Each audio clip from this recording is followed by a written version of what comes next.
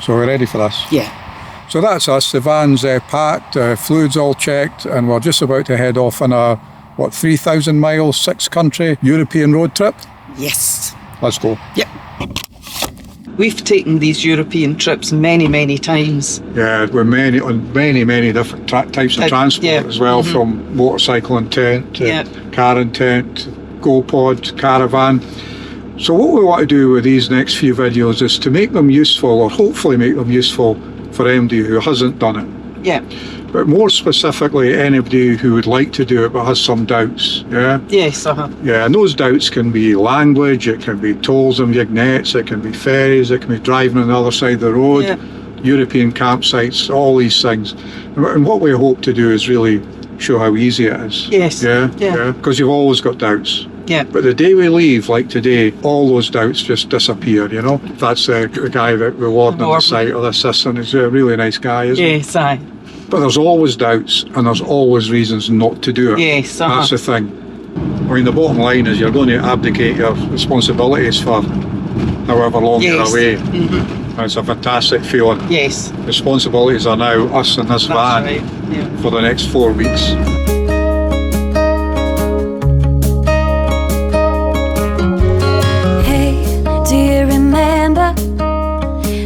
So Newcastle to Amsterdam ferry. Yes. Even though it doesn't leave from Newcastle or arrive in Amsterdam. That's right.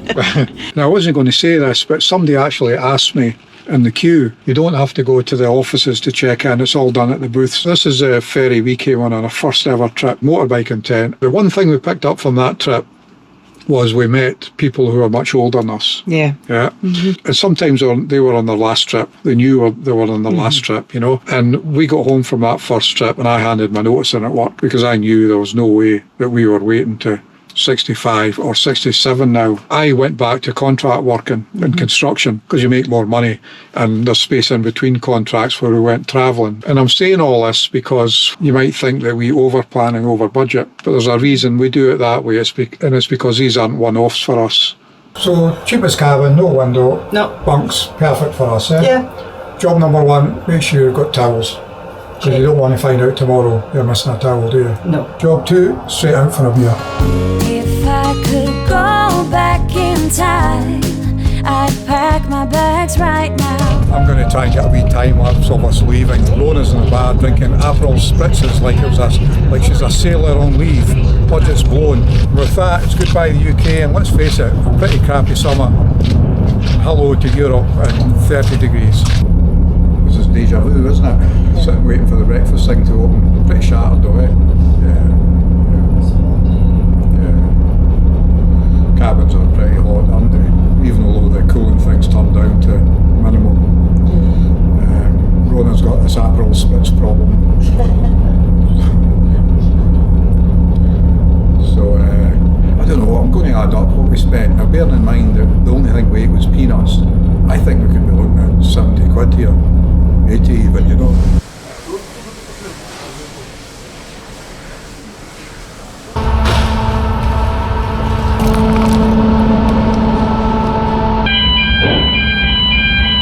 So barrier's down and we're about, 40 feet away from it?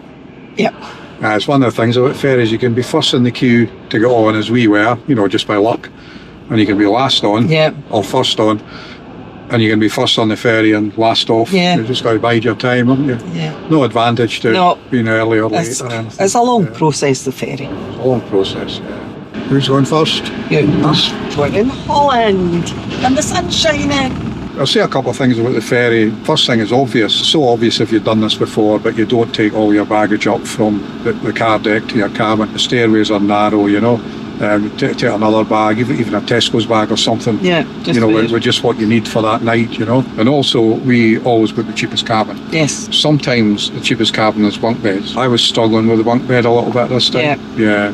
Never. I mean, I'm fit enough. I'm 63, you know. Yeah. I mean, I spent a lot of time in bunks offshore and stuff, you know. The ladders are very narrow, and the height above the bunk is quite low. High. Yeah. After you go through security here and passport checks, there's a big area you can pull off to the right. Yeah. It's a good place to stop and get sorted out, you know. The last thing I would say is about driving on the right, yeah. When we did our first trip on a motorcycle all these years ago, I'd been abroad a lot, but I'd never driven abroad.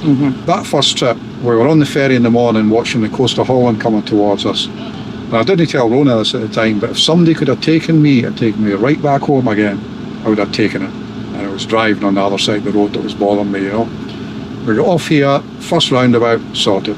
It's no problem at all. Well, this is a roundabout that I finally figured out this was a doddle. Remember the traffic's going to be approaching from the left. Which is a big thing.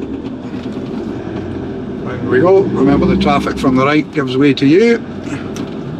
There's a garage here, obviously could fill up, but we prefer to fill up in the UK. Just so we can get a good run when we get going. Now the only problem there is in a right-hand drive car driving on the right-hand side of the road. Not corners like this is quite clear, but you can imagine if there's a cliff face or a hedge or something. With me being in the gutters here, I can't see if there's a cyclist or somebody walking. That's right. On that side of the road. That's the only problem, you know. And the last wee thing is, these mirrors are pretty good. On a Ducato, I can see it without adjusting them. I always just say to Rona, Clear. And you keep going, clear, don't you? Clear. Yeah. Clear. I can actually see pretty well, you know. Right, highway, batter on, as they say in Campbelltown. Yeah. Got a couple of loners sitting in a beer garden. We blasted down through Holland into Germany. Now, what I want to say is something about Autobahns, because if you have not driven in one, Autobahns and no speed limit might make you think of big 5-lane highways, yeah? And people going like that, and it isn't. It's not like that, you know. Most of the roads we drive on, no speed limit roads in Germany, are dual carriageways. Yeah. Or at most 3-laners, like a UK motorway, you know. Now the lorries are going at the same speed as that do in the UK, 55, 60, so you could easily sit in behind them if you wanted to. Yeah. Generally, people are going about 10 miles an hour faster than they are in the UK, and we find we quite naturally end up going 10 miles an hour faster. Kind of fall into that pattern. You do, aye. The difference is that now and again, probably every 3-4 minutes, somebody is going to go flying past you at such a speed you feel like you've stopped, yeah? And that's the only real risk. Yeah. Now, the Germans are very, very lane disciplined, and you end up having to be as well. So typically, if we want to overtake, I'm looking in the mirror, and if I see a dot away behind me, I'll pause, and I'll look 3 or 4 times in the mirror over a few seconds to try and judge how fast that car is moving. Because if it's a fast mover, it's going to go from a dot in your mirror to right beside you in about 5 seconds, you know. Yeah. And they may not run into the back of you, but they will be blasting their horn and flashing their lights at you. So it just ain't worth it, you know. So you've got to be very careful there. Now, the other thing we were going to say was Camping Gillyhoff, where we stopped last night, is a place we've stopped many times. Yeah, it's a good wee stop. It's a great transit, isn't it? It's an old dairy farm. The people are great. It's very, very quiet. Deadly quiet. Yeah. And the big attraction is 2 minutes walk away is an Adeka supermarket, so you can top up and all that sort of stuff. But now we're down in Camping Platz Illertissen. Yeah. Something like that. Again, it was supposed to be about 3 hours 42, I think. We thought we were going to have to kill time. Yeah. Ended up we were later than. But a lot, yeah. You could get on this campsite about 2. We got on about 2:30, didn't we? But it's great. It's the only campsite in this trip we haven't been to. That's right, yeah. Again, we chose it because it's a good transit. It's the right distance from Gillyhoff coming down through Germany. But it's got this camper lounge here. Lovely. Lovely place. We'll have something to eat here at 5 o'clock. Always like a transit, you feel like you could stay for longer, don't you? Yes, aye. Yeah. It's got a swimming pool. Yeah, it's got a swimming pool as well. Gillyhoff, we've often felt like we'd go for 2 weeks, haven't we? Yeah. You know, the thing is, you're tired and it's a lot of driving.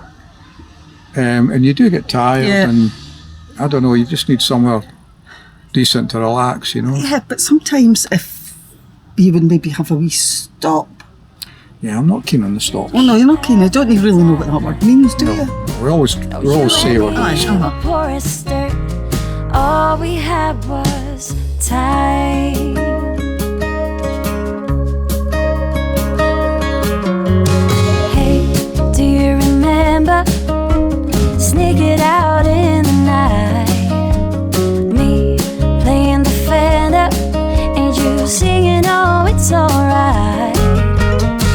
after 3 hard days of travel and 2 one-nighters, we're finally in Austria, here near Innsbruck. And we've got 2 nights here simply because we know that we can only do, that amount of travelling with only one-nighters nowadays, and we're exhausted, aren't we?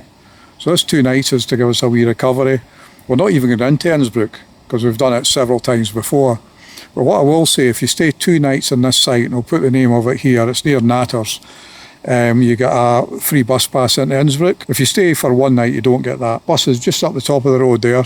Walk up to it, no problem. And our top tip for Innsbruck would be, go to the bus station. Bus will drop you off at the bus station, obviously. You go down, there's a basement floor of the bus station. Yeah. At one end of that, there's a sort of takeaway restaurant thing. But right opposite is a little bar. People, and we've done this, buy their food in a little takeaway, go over to the bar and eat it. You can have a pint as well. And just past that is a supermarket, and you can pick up everything you need there before you get the bus back. That would be our top tip for Innsbruck, eh? So lakeside pitch, now it's expensive, €54 a night. It's a great campsite this anyway, all the pitches are pretty good, but we've always wanted to try lakeside.